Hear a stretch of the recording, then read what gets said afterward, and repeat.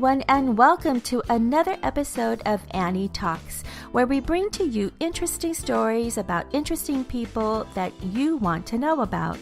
I'm your host, Annie Rivera. Thank you for tuning in, and to those who have already subscribed. If you're new to the podcast, welcome, and I hope you enjoy what you hear. And if so, I personally invite you to subscribe. Annie Talks is brought to you by Luxwear Trends, affordable, luxurious timepieces for every occasion, luxury that lasts forever, and that's what sets us apart from others. Find us on Facebook and Instagram or visit luxweartrends.com. That's Luxe weartrends.com. My guest on today's episode is my friend, public address announcer Mark Clinton. I met Mark in 2008, where he was the public address announcer at Dorado High School, and he had been the school's announcer for many decades. Mark has been announcing now for 27 years.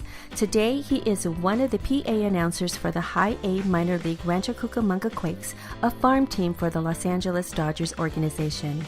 Mark, who played baseball at Dorado High School, tells a story of how an injury led to the start of his career as an announcer. His love of the game led to his gig as a resident PA announcer, thus opening up the doors to many other opportunities. He's had the joy and pleasure of working with 4 different high schools, including Dorado High School, Orange Lutheran, Canyon, and Murrieta Mesa. 3 different colleges, Fullerton College, Santa Ana College, and UC Riverside, the Fellowship of Christian Athletes Collegiate Summer Team, and 3 minor league teams, including the Quakes, Storm, and 66ers. He has a simple approach to his craft: respect everyone. It's very evident that Mark truly enjoys what he does, and it definitely shows. Here now is my conversation with Mark Clinton. Hi, Mark. Thank you so much for being on my show. No problem. Thanks for having me. I'm super excited to tell you, everyone, that I am speaking with Mark Clinton, who is a fabulous person that I've known over the years, and we've kept in touch. We may have lost touch for a little bit, but then reconnected more recently, and I'm really excited to have Mark on the show. So Mark, give us a sense of who you are, give us a sense of your background, education, hometown, that kind of thing, please. Perfect. Glad to do so.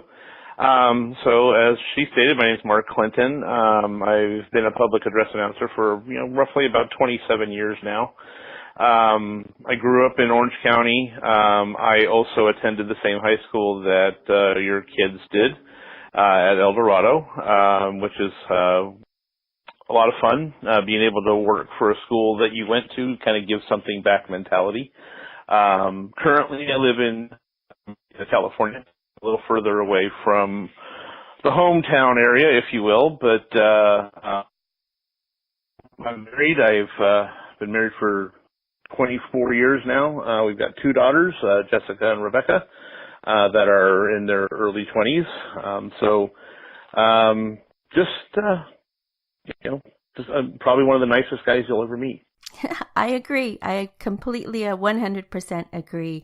So Mark, now tell us a little bit about how you got started. How did you become a public address announcer, or what we call a PA announcer? Right. Well, it's a funny story. My senior year at El Dorado playing baseball, I got hurt. I twisted and tore all the ligaments in my right ankle, making a backhand play at third. And obviously at that point, for the most part, my season was over, because of the recovery process. But I didn't want to go to PE, and, at the time, my head coach, Steve Galati, was creative, I guess is the best word, and asked me would I be interested in announcing the baseball games at home. And I said, absolutely. I think I've been to enough Angel and Dodger games to know how that sounds. And I, took it, and I probably did as much as you would expect for a high school senior to do at that point, and had a little bit of fun with it. But that's kind of where it started. And then from there, it went to Fullerton College with a few of my teammates when they told Nick Viscardo, who's the head coach at Fullerton, that I had been their announcer last year, and kind of went from there. So it just kind of has snowballed on me, to be perfectly honest. I love that. And so you've kind of got the bug, basically, and you were hooked. And Isn't it a wonderful... it's just a wonderful way to be able to share your talent and to be able to be still kind of involved. And if you're anything like me, I have FOMO, fear of missing out. I like to be kind of in the middle of everything. So what a perfect way to be in the middle of everything as the public address announcer, because you're embedded and you are a part of the event, a part of the game, and the voice of the team, right? Absolutely. And it's kind of one of those, for me, having been an athlete, and, it's, especially with baseball, it's stuff, I always use the quote from A League of Their Own. It's baseball's what gets inside you. It's what lights you up. And when you have something like that as a kid, I always said that if I can't play, I always want to do something to give back to the sport. And I was an umpire for a little bit, and just all the different things that come with your options. And I was absolutely tickled to be able to be still doing this, 27 or 33 years later from my graduation, still be able to be talking into a microphone and still being a part of presenting a game. And for me, a lot of it's the relationships, as you know, like the relationship I have with Chris and Aaron. There's a lot of joy in that for me. Now tell us, what types of events and games do you announce now, and then where are you doing that? So for me, I do enjoy each variation that I do, whether it be basketball or football or baseball. It's funny, I've been told that for people that have heard me at both, and you can be a testament to this, I have like 3 different styles, one for football, one for basketball, and one for baseball. So the presentation is different for all 3, which is weird coming from one person. But if you were to corner me and say, Mark, we want to take you and make you the best version of one announcer, what's it going to be? It's always going to be baseball. Baseball for me is what my dad taught me, and outside of my mom was probably my first love. And so from that standpoint, there's always going to be, baseball's always going to be at the forefront. And to be fair to every other sport, it's not even a close second. Just because of the fact that baseball's just so near and dear to my heart. As far as, who I announce for currently, I am the public address announcer for UC Riverside softball. I just got my foot in the door this season, so they want to make me a little bit more broad. So I only came in the spring season for them. I've done a couple baseball games for them as well. I am also currently going on my 10th season as Santa Ana College's football announcer. I also announce, I'm one of 2 people that have the joy and pleasure of announcing for the Rancho Cucamonga Quakes, which is the high A affiliate of the Los Angeles Dodgers. And I am starting my broadcasting career at Murrieta Mesa High School. Kind of a funny transition story. Last year I had announced a few basketball games for them. And their athletic director caught a vision of how my voice sounded and everything like that. And in one of the games, they have a special game where they have a white out game where all the students wear white.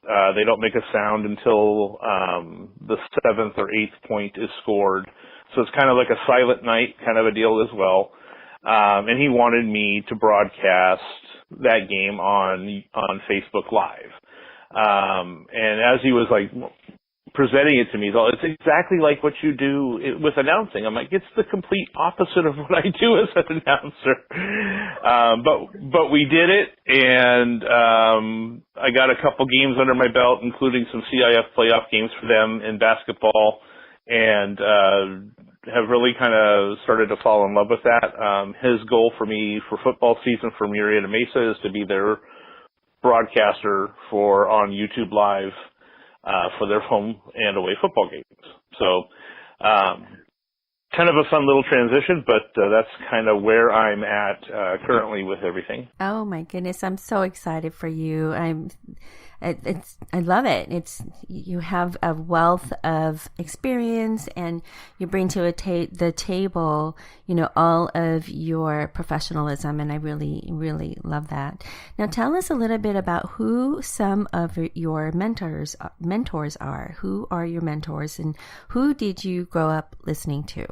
Well, just like every other kid, listening to Vin Scully paint a picture. Even though as a PA it's a lot different than what you would get from a play-by-play broadcaster. Listening to Vin Scully, just being able to listen to a radio and be able to feel like you're in a stadium, listening to the Dodgers play wherever they are, and all the different aspects of how he was able to paint a picture, tell a story, tie it into the game, just his years of experience all being culminated in one voice. From a PA standpoint, though, it's David Courtney, who was the Angels PA for a long time. He also did the Kings and I believe the Clippers. He passed away a few years ago, and he was always, from a professional standpoint, my target from a public address. But the one that I've learned through and had more interaction with is two people, Chris Albaugh, who is the other person that I work at the Quakes with.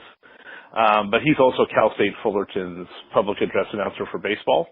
So him and I have developed a tremendous friendship, and the reason I'm at the Quakes to begin with was because he recommended me. So, there's just a kindred friendship with him. He knows my talents, he knows what I can do, and he knows the professionalism that I bring. And then Carl Sweet, who was my athletic director in high school, he's also the voice of CIF for like a lot of the finals, whether it be for football or for baseball.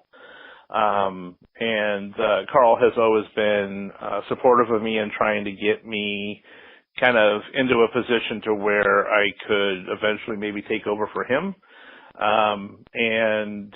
As luck would have it, this past Saturday, June 2nd, I got to announce my very first CIF baseball final for divisions 4, 6, and 7 because he was on the disabled list. So, it's doing things the right way for me has always been my forefront, and to be able to have, be recognized and recommended, just even being recommended was enough of a thrill for me to be able to do that. So, and then to be obviously to fill his shoes, and try to honor him as much as I can with what I do, was very, very proud moment for me. I love it. So tell us, who inspires you? How do you stay motivated? In all fairness, a lot of my motivation comes from the joy I see in other people's faces. The high school level, it's being able to interact with the kids and having some fun, and, being able to stay connected with them as they graduate and go on through life and stuff like that. At El Dorado, you're so intimate with a lot of the sports outside of football, because you're right there, whether it's the scorer's table for basketball sitting right next to the bench, or whether it's baseball where you're basically 3 feet away from the on-deck circle, being able to talk to the kids and what have you.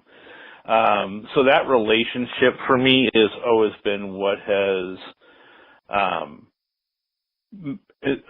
won't say pushed me, but just driven me to give them my best, and from that standpoint, the respect that I give to them, for being able to have the ability to play a sport, has always been a driving force for me. And then just being able to represent a school or a team,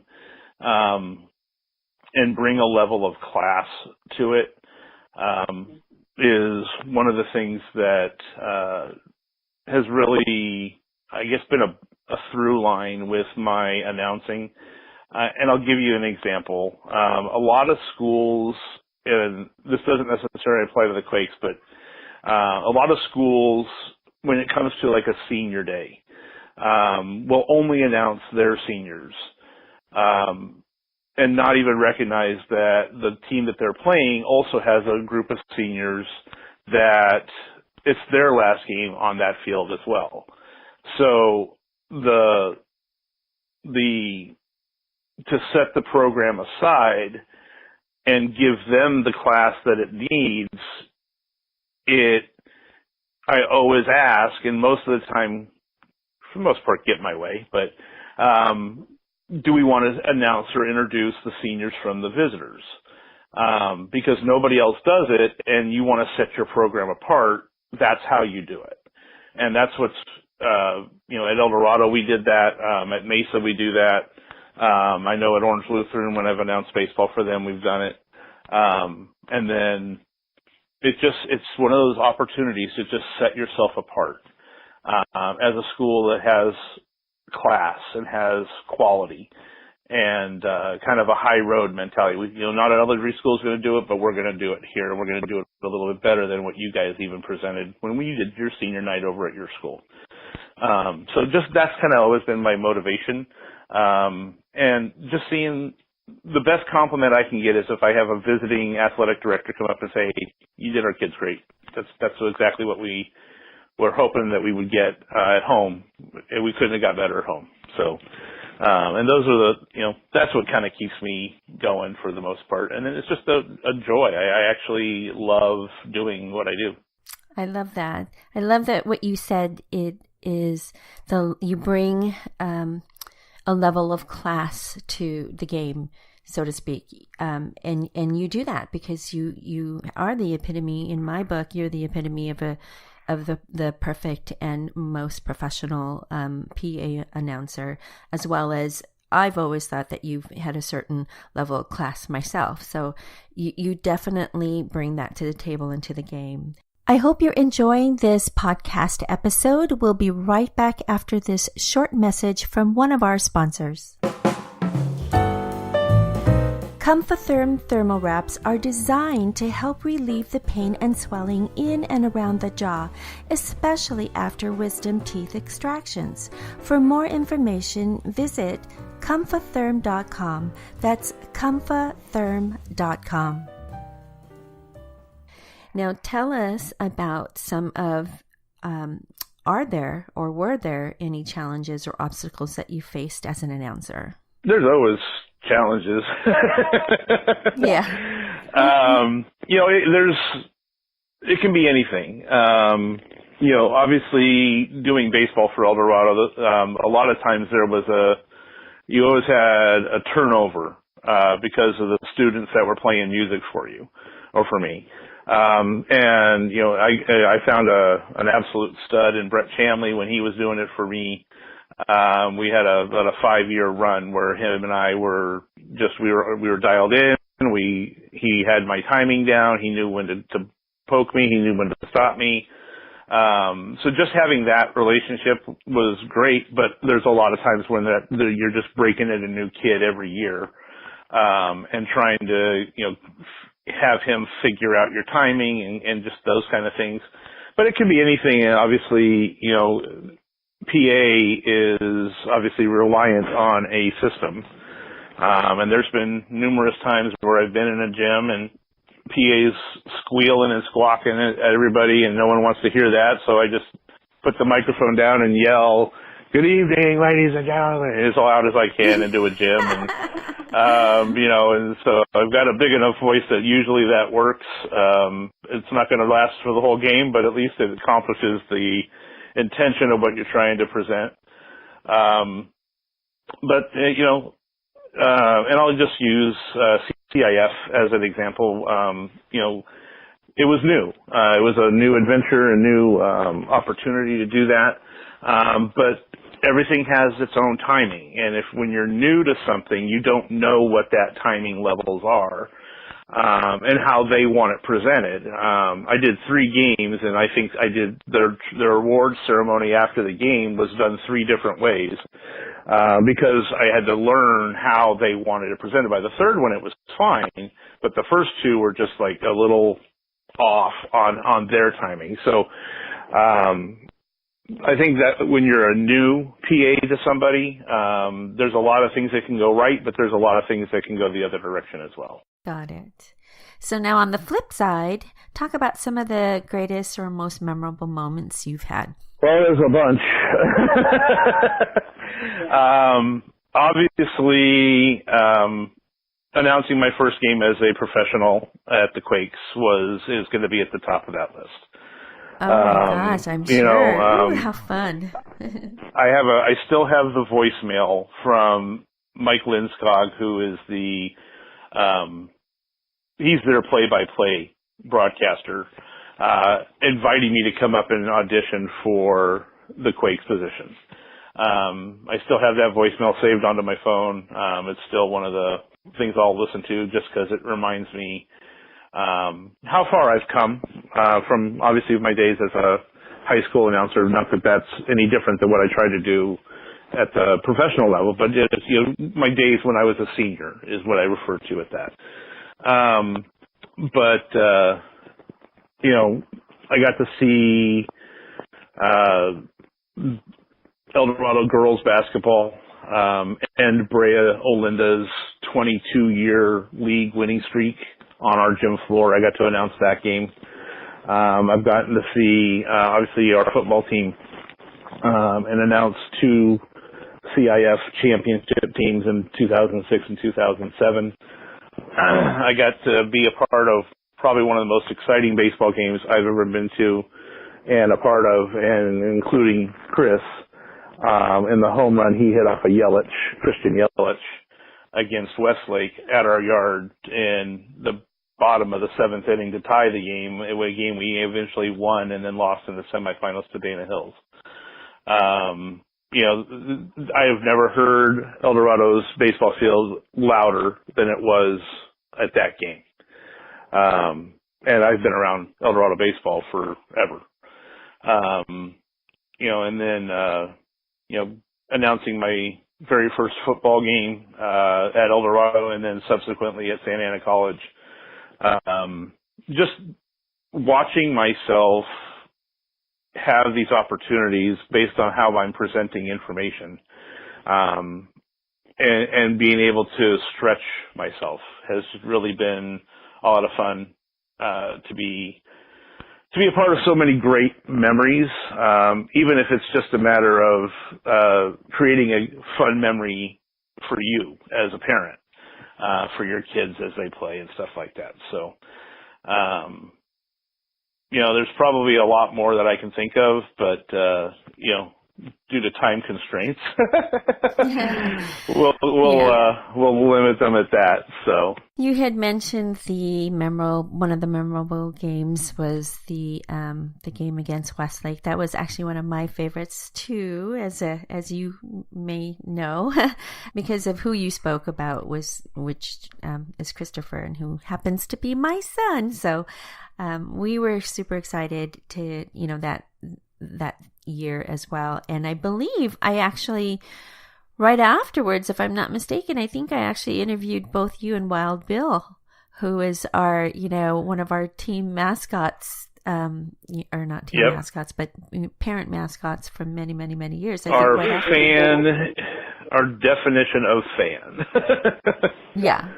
So that was a very memorable for me too. So thank you for, I'm glad that was one of your favorite moments, and so we share that together.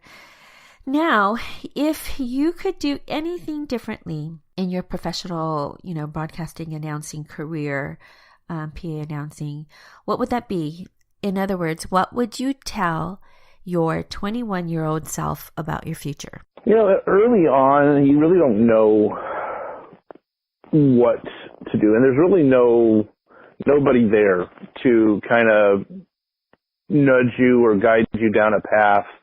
Most announcers just kind of have their own style, and they just kind of roll with whatever. For me, the advice, I guess, that I would give the 21-year-old version of myself is live in the gray. And what I mean by that is when I was early, I was 100% El Dorado. I was the guy that you fear as a visiting team because you aren't going to get anything. Everything was the definition of a homer announcer. El Dorado was where I went to school. I was a student there. That's where I started. So everything was all about El Dorado. And if you weren't El Dorado, you didn't get anything out of me. You got now batting second baseman, blah, blah, blah.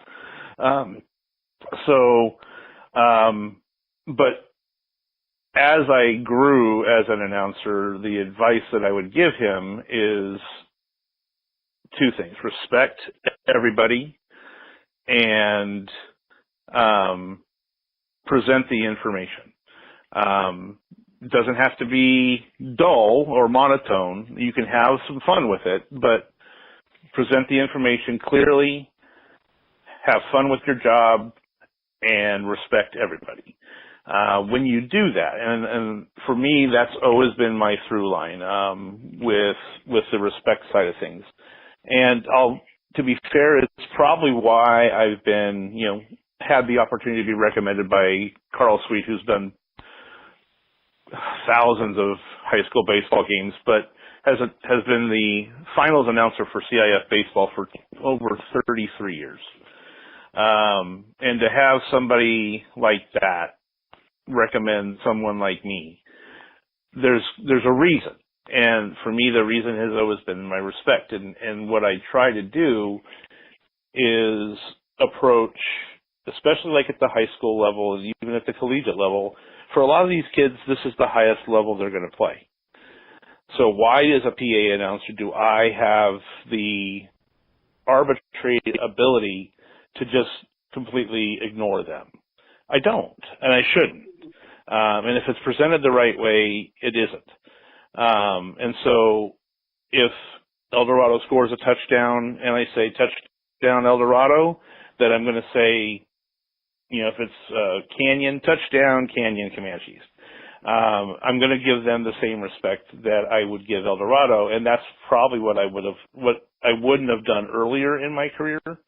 But having developed a style and developed a maturity with it has really worked well for me. And now that I'm have a range from high school level to obviously the professional level with the Quakes, now working backwards, if I do a high school game, my approach is I'm going to give it the same professionalism I give it at the Quakes level, at the high school level, or at the collegiate level. Why should it be different at each level when it shouldn't be? And that's, so learning how to do that first, but now knowing when to have that professionalism stay in any presentation that I do. Right. Oh, good advice. Good advice for your 21-year-old self. Thanks. Now, for parting words for people who are aspiring to be announcers or PA announcers, what would you tell them? What advice would you give them? Well, a lot of it just kind of ties back to what I just said. But when you can respect everybody, your presentation will be more balanced. And, it's okay to have fun. It's okay to be a little bit tilted towards whatever school you're working for. Obviously, even with whatever, whether it be UC Riverside or whatever, I'm still going to have a side to me that's always going to be, pro them and anti you, but you're not going to be able to tell that as much, as maybe you would have, my senior year in high school.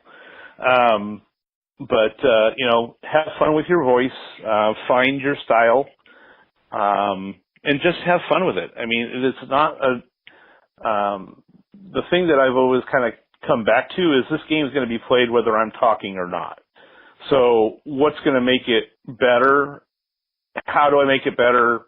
How do I enhance what we have and not draw away from it? Meaning you don't want to leave the game going, God, that announcer was so annoying. He talked through every pitch, or he was talking during free throws. You don't want to have that conversation. So just kind of learn the game you're doing at whatever sport or whatever level it is. Know when to talk, know when to talk, and then just respect everybody you come in contact with, and it'll serve you well.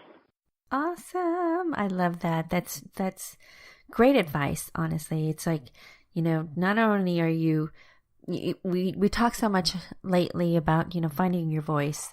As a PA announcer, you are the voice, but you are also, you're the voice of the team. You're the voice of the organization. You're the voice, of you bring to light what's happening on the game, or during the game, or you bring to light,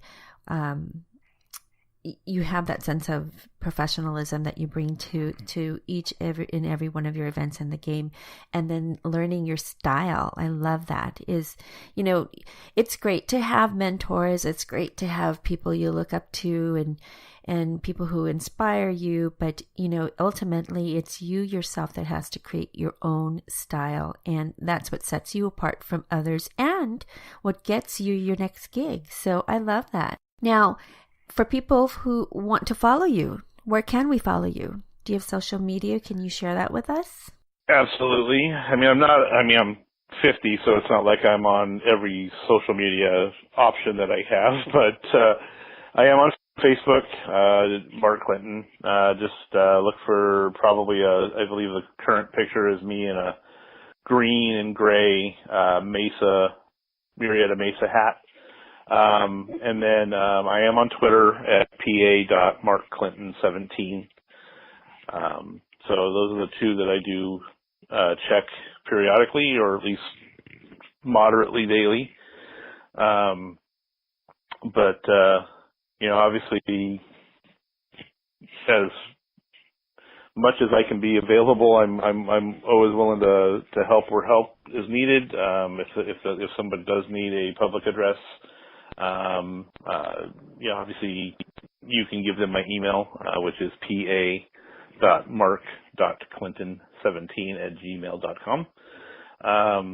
And I'm, always glad to help any way that I can. Wonderful. I will have all that information in the show notes below, so everybody who's listening and would love, a wonderful PA announcer who will give you the utmost respect and the best resonating voice possible, you definitely want to look up Mark Clinton. So I'll have all that information for you down below in the show notes.